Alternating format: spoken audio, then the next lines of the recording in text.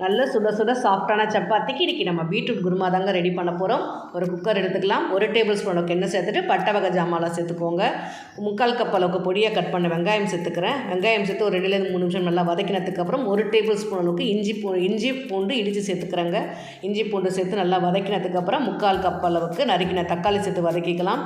Beetroot பார்த்திங்கன்னா 2.25 cup அளவுக்கு நான் பீட்ரூட் சேர்த்துக்கிறேன். இது 1/2 கிலோ அளவுக்கு வரும். பீட்ரூட் சேர்த்து ஒரு 3லேருந்து 4 நிமிஷம் நல்லா வதக்கிக்கோங்க. 2 பச்சை மிளகா மட்டும் 2ஆக கீறிட்டு சேர்த்துக்கலாம். டீஸ்பூன் அளவுக்கு மஞ்சள் தூள், 3/4 டீஸ்பூன் அளவுக்கு மிளகாய் தூள், மல்லித்தூளும் கறி மசால் தூளும் 1 டீஸ்பூன் அளவுக்கு சேர்த்துக்கோங்க.